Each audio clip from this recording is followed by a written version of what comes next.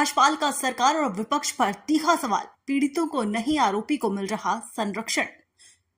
जी हां, आपको बता दें कौशाम्बी में 8 वर्षीय बच्ची के साथ हुए निर्मम बलात्कार मामले में एनसीआईए की विशेष टीम द्वारा की गई जमीनी जांच में चौंकाने वाले तथ्य सामने आ रहे हैं। इस संबंध में डॉक्टर सुभाष पाल ने एनसीआईए न्यूज संवाददाता को कड़ा बयान देते हुए कहा कि सरकार और प्रशासन पीड़िता के गरीब पाल परिवार को न्याय दिलाने के बजाय आरोपी ब्राह्मण परिवार को संरक्षण दे रहा है। पंडित और पाल परिवार की हकीकत, दो विपरीत सच। डॉक्टर सुभाष पाल ने गांव में जाकर पीड़िता के घर का निरीक्षण किया और लोगों से बातचीत की। उन्होंने बताया पीड़िता का परिवार बेहद गरीब लोहिया आवास में रहने वाला, जिसकी मां दिहाड़ी मजदूरी कर अपना जीवन यापन करती है। आरोपी परिवार रामबाबू तिवारी 300 बीघा जमीन, ईंट भट्टा, प्लास्टिक मैन्युफैक्चरिंग यूनिट और राजनीतिक संरक्षण। ये कैसा न्याय है जहां पीड़िता का गरीब परिवार जेल में है और आरोपी को सरकार और पुलिस द्वारा बचाया जा रहा है। डॉक्टर सुभाष पाल राजनीतिक हस्तक्षेप और साजिश के आरोप। डॉक्टर पाल ने आरोप लगाया कि उत्तर प्रदेश सरकार ने इस मामले को दबाने और पीड़िता के परिवार को मुलजिम बनाने की साजिश रची। उन्होंने कहा घटना की एफआईआर पॉस्को एक्ट के तहत दर्ज हुई थी। फिर पुलिस ने बेटी के पिता को थाने लाकर जबरन बयान लिखा, जिसे मीडिया में आत्मघाती नोट की तरह दिखाया गया। पॉक्सो केस में कमजोर कर पीड़िता के पिता और देवर को जेल में डाल दिया गया। पुलिस ने उल्टा इनाम घोषित करके पीड़ित पक्ष को ही फरार बता दिया। सीबीआई जांच की मांग और सुरक्षा की गुहार। डॉक्टर सुभाष पाल ने स्पष्ट रूप से कहा, जब तक इस मामले की सीबीआई जांच नहीं कराई जाती तब तक सच्चाई सामने नहीं आएगी। पीड़िता का परिवार आज भी खतरे में है। सरकार को तुरंत उनके घर पर पुलिस सुरक्षा, कर्तव्य, निगरानी और कानूनी सहायता उपलब्ध करानी चाहिए। वहीं राजनीतिक दलों से सवाल, क्या आप वाकई प्रतिनिधि हैं? डॉक्टर पाल ने उन लोगों को भी लताड़ा जो पार्टियों में बैठे हैं और पीड़ित परिवार का नाम तक लेने से कतरा रहे हैं। आज अगर कोई नेता ये कहता है कि हम पार्टी की आलोचना क्यों कर रहे हैं, तो मैं पूछना चाहता हूं कि जब आपकी ही जाति समाज की बेटी का रेप हो गया और आप 20 किलोमीटर दूर होते हुए भी नहीं जाते, तो फिर आप किसके नेता हैं? पिछले मामलों की चुप्पी पर भी सवाल। उन्होंने बताया कि इस गांव में मौर्य समाज की एक बेटी के साथ पहले भी बलात्कार हुआ था, जिसमें पैसे लेकर समझौता कर लिया गया था। यही पैटर्न अब दोहराया जा रहा है, जैसे पैसे और सत्ता के दम पर न्याय को कुचला जा रहा है। एनसीआईए की मांग, इस प्रकरण की सीबीआई जांच हो, पीड़िता के परिवार को तत्काल सुरक्षा और कानूनी सहायता दी जाए, राजनीतिक हस्तक्षेप बंद किया जाए। अविनाश जी, चलो एक किलो इसके बाद 100 का नंबर दो उनको। मैडम तो यहीं पे आए हो सर, आप अपना परिचय दीजिए पहले तो। हमारा नाम डॉक्टर सुभाष पाल है। हम कन्नौज फर्रुखाबाद से आए हूँ। हमारे दोनों जनपद का मैं रहने वाला हूँ। और जब ये घटना के बारे में जानकारी हुई तो जब चीज़ें ज़्यादा बढ़ती हुई नज़र आई तो हम लोगों ने सोचा कि हम लोगों को भी पहुँचना चाहिए। कई पार्टियों ने अपना अपना बयान दिया, अपनी अपनी बातें रखी, उनको भी हम लोगों ने बहुत गहनता से सुना है।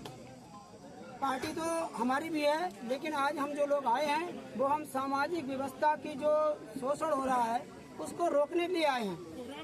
मतलब जो सरकारें कहती है वो हम लोग भी कहते हैं। हमने भी ये तय किया है कि खेती और बेटी की रक्षा करने के लिए हमने एक जन स्वराज अपना बनाया है, उसके तहत हम लोग आए हैं।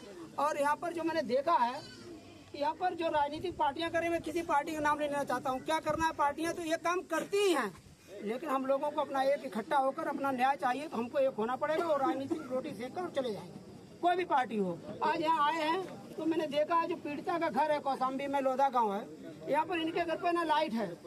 ये लोहिया आवास में इनका निवास है। इनके पास न कोई किसी तरीके की कोई सुविधा, सुख सुविधा, लाइट, बिजली, पानी कुछ भी नहीं है। इनके साथ मुझे लग रहा है कि कोई दूसरी घटना भी हो सकती है। हमारे जो पार्टियों के डेलीगेटेड के लोग आए, उन्होंने कहा आप सख्ती से रहिए। सख्ती कैसे रहेंगे? उनके परिवार के लोगों ने बोला है, जो पीड़िता की माँ, उसने बोला मुझे पास खाने के लिए कोई पैसा नहीं है।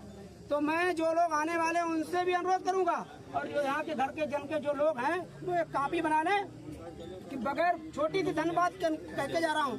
अगर यहाँ तो 5 रुपए भी लिख के जाए, वो लोग मजदूरी करके खाते, उनके यहाँ कल शाम को खाने के लिए नहीं है। वो बोलो 5 रुपए यहाँ रख के जाए, दे के जाए, इनकी मदद करके जाए, 5 रुपया दे के जाए, जिनकी मदद होगी और लोग यहाँ से जब अपनी बात भी पहुँचा लेंगे। कल कोई बीमार हो जाए तो दवाई भी ले लेंगे। जो लोग आते हैं और कोरे चले जाते हैं। तो हम लोगों ने एक रणनीति बनाई है कि जितने साथी मेरे सुन रहे हैं, कोई यहाँ आए, अगर वो अपनी बेटी, प्रदेश की बेटी और अपनी बेटी समझता हो तो 5 रुपया लिखवा के अपना मोबाइल नंबर नाम लिख के जाए, ताकि हमारा ग्रुप में हमारी व्यवस्था शेयर हो जाए और उस ग्रुप के माध्यम से चाहे यहाँ घेराव करना पड़े, चाहे हमें मतलब लखनऊ की विधानसभा घेरनी पड़े, चाहे राष्ट्रीय लोकसभा घेरनी पड़े, जब तक इस पीड़िता को न्याय नहीं मिलेगा तब तक हम लोग हटने वाले नहीं हैं। डॉक्टर साहब, आप न्याय कैसे दिलवाओगे? न्याय ऐसे होगा कि हम लोग जो आए हैं किसी पार्टी के बलबूते पर कोई न्याय की बात नहीं कर रहे हैं। हम लोग अपना जो संगठन, अपनी व्यवस्थाएं, जो सामाजिक व्यवस्थाएं, उनकी ताकत पर उनको न्याय दिलाएंगे, उनके वकील से मिलेंगे, जो भी न्याय होगा वो न्याय दिलाएंगे। एक ताकत है कि हमारा जनपद कन्नौज है। सर, कल एसपी सिंह बघेल इलाहाबाद यही समाजवादी पार्टी जिनकी बात कर रहे हैं, तो कन्नौज हमारे राष्ट्रीय अध्यक्ष जी ने भी हमको अपील किया था कि हमको यहाँ जितवाइए, आपके समाज को न्याय दूंगा। मेरा वीडियो वायरल हुआ तो मैंने उनको जितवाया कन्नौज से, और अब की बार जो आएगा तो उनको पता भी लगेगा अगर इस घटना में न्याय न मिला ना तो उनको कन्नौज में बताऊंगा। क्या समाजवादी पार्टी पीड़िता के साथ खड़ी हुई है? ऐसा है कि उनको तो मैं यही नहीं समझ पा रहा हूँ कि समाजवादी पार्टी किसके साथ है, बहुजन समाज पार्टी किसके साथ है, बीजेपी किसके साथ है। यह पार्टी की कोई बात ही नहीं है।